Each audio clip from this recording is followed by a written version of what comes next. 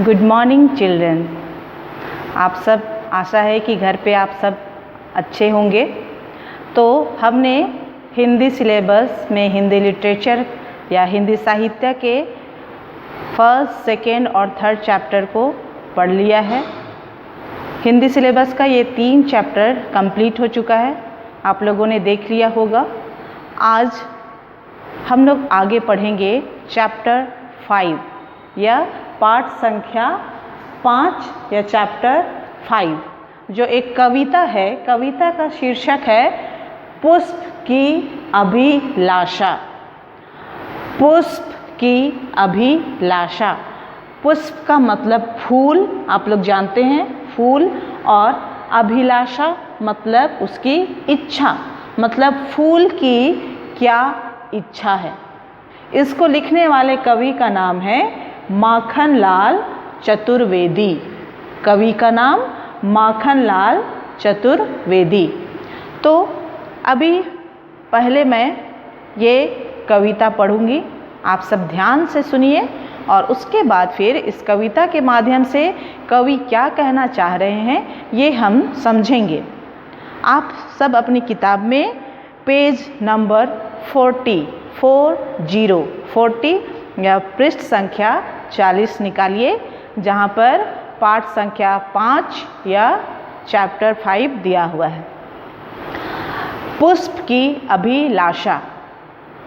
चाह नहीं मैं सुरबाला के गहनों में गूथा जाऊं, चाह नहीं प्रेमी माला में बिंद प्यारी को ललचाऊं, चाह नहीं सम्राटों के शव पर हे हरि डाला जाऊं, चाह नहीं देवों के सिर पर चढ़ूं, भाग्य पर इठलाऊं।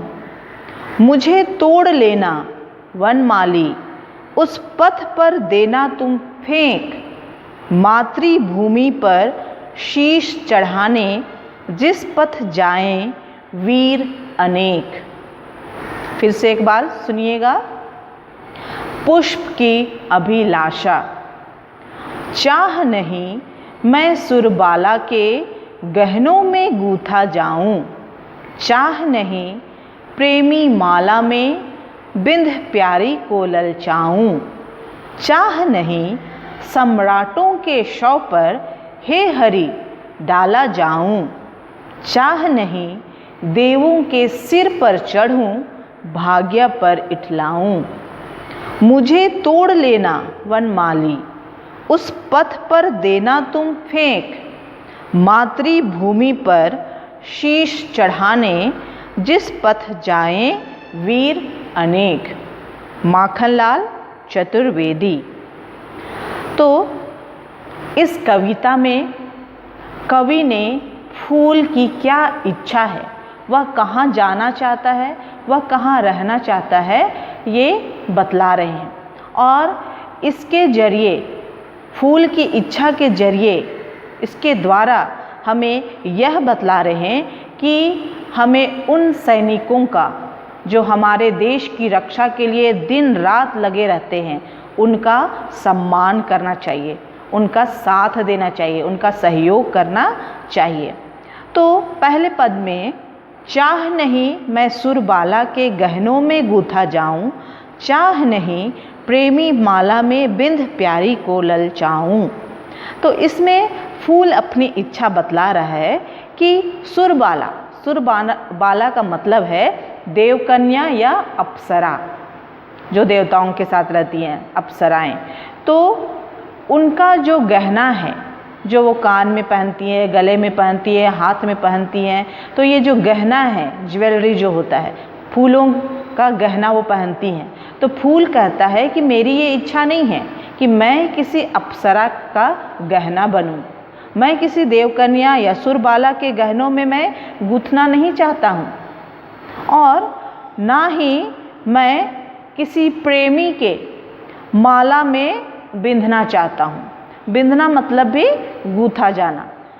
पिरोना, जैसे माला पिरोया जाता है, माला में मोतियाँ या फूल जैसे एक एक करके पिरोया जाता है, लगाया जाता है, तो उसे ही कहता है कि मैं एक प्रेमी के माला में भी नहीं रहना चाहता हूँ, क्योंकि प्रेमी माला बनाकर अपनी प्रेमिका को देगा और उसे ललचाएगा कि तुम मेरे साथ रहो। पर फूल कहता है कि नहीं, मैं प्रेमी के माला में भी नहीं गूंथना चाहता, नहीं बिंधना चाहता, नहीं चाहता कि मैं उसकी प्रेमिका को ललचाऊं। आगे, चाह नहीं सम्राटों के शव पर हे हरि डाला जाऊं, चाह नहीं देवों के सिर पर चढ़ूं, भाग्य पर इठलाऊं। तो आगे फूल ईश्वर से कहता है हे हरि, मतलब हरि का मतलब हुआ ईश्वर। तो ईश्वर से आगे वह कहता है कि मैं नहीं चाहता कि सम्राटों के शव पर लगाया जाऊं। सम्राट मतलब राजा। तो जब राजा की मृत्यु हो जाती है तो उनके शव को, उनकी लाश को, उनके मृत शरीर के ऊपर फूल सजाया जाता है। और ये गर्व की बात है कि राजा के शरीर के ऊपर चढ़ा हुआ है फूल। लेकिन फूल कहता है कि मुझे इसकी इच्छा नहीं है, मैं राजा के शव पर भी नहीं चाहता कि मैं चढ़ाया जाऊं।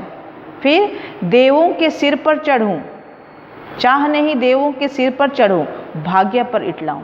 देवता के सिर पर चढ़े रहना या लगे रहना, ये कितने इज्जत की बात होगी, गर्व की बात होगी कि देखो मैं देवता के सिर पर हूँ। पर फूल को यह नहीं चाहिए, वह नहीं चाहता कि देवता के सिर पर चढ़कर अपने भाग्य पर इठलाऊं, मतलब अपनी किस्मत पर अहंकार करे, है ना, अहंकार करे कि हाँ देखो मैं देवता के सिर पर हूँ, तो मुझसे बड़ा और कौन है यहाँ जो कि देवता के सिर पर रह सकता है। लेकिन फूल अपनी इज्जत, अपनी खुशी नहीं चाहता है कि देवों के सिर पर उसे चढ़कर उसे मिले या फिर किसी राजा के शव पर जाने से मिले या किसी प्रेमी माला में बिंधने से या सुरबाला के गहनों में गूंथने से। उसे इन सब के पास कोई भी खुशी या इज्जत जो उसे मिल सकती है वो वह नहीं पाना चाहता है इनके पास जाकर, बल्कि वह आगे क्या चाहता है, मुझे तोड़ लेना वनमाली, उस पथ पर देना तुम फेंक, मातृभूमि पर शीश चढ़ाने, जिस पथ जाएं वीर अनेक। तो यहाँ फूल वनमाली से, वनमाली मतलब वन या उपवन का माली, बगीचे का माली जो बगीचे की देखरेख करता है, तो वह कहता है कि फूल माली से कहता है कि मुझे उस रास्ते पर फेंक देना, पथ मतलब रास्ता, उस रास्ते पर तुम फेंक देना, मातृभूमि पर शीश चढ़ाने, मतलब अपनी देश की रक्षा के लिए, अपना बलिदान देने के लिए जिस रास्ते पर हमारे वीर सैनिक चले जा रहे हैं। तो फूल की यह इच्छा है कि वह उन सैनिकों का सम्मान करे, उन सैनिकों का सहयोग करे जो अपने देश की रक्षा के लिए अपना बलिदान देने को जा रहे हैं। तो इस कविता के माध्यम से माखनलाल चतुर्वेदी जी हमें यही बतलाते हैं कि भारत देश जो है वह वीरों की भूमि है, वीर शहीदों की भूमि है, जहाँ पर देश की रक्षा करने के लिए दिन रात हमारे सैनिक मेहनत करते हैं, लगे रहते हैं, रात भर जगे रहते हैं ताकि हम चैन की नींद सो सके। उनकी वजह से हम चैन की नींद सो रहे हैं और उनकी वजह से जब हम इतने खुशीपूर्वक रह रहे हैं, अच्छे से सो पा रहे हैं, तो हमें क्या करना चाहिए, ऐसे सैनिकों का सम्मान करना चाहिए।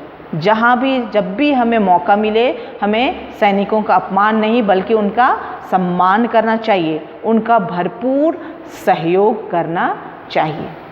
तो कवि माखनलाल चतुर्वेदी जी यही हमें समझा रहे हैं कि हमें अपने सैनिकों की इज्जत बढ़ानी चाहिए, उनका हमेशा साथ देना चाहिए। तो आशा है आप लोगों को ये कविता क्या बतलाना चाह रही है यह आप लोगों को समझ में आ गई होगी। तो आगे अब चलते हैं शब्दार्थ। ये शब्दार्थ जो है यह आप लोगों को याद करनी है, अपनी कॉपी में लिखनी भी है।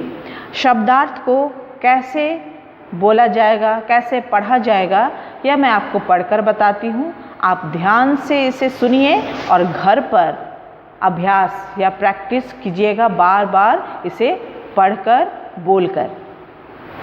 शब्दार्थ: सुरबाला, देवकन्या, अप्सरा, सम्राट, राजा, हरि, ईश्वर, विष्णु, इठलाना, इतराना, अहंकार करना, मातृभूमि, जन्मभूमि या स्वदेश, वनमाली, वन या उपवन का माली, गूथा जाना, पिरोना, जैसे माला पिरोना, शव, लाश, मृत शरीर, पथ, मार्ग, रास्ता, भाग्य, किस्मत, बिंधना, पिरोया जाना, प्रेमी माला, प्रेमी का हार।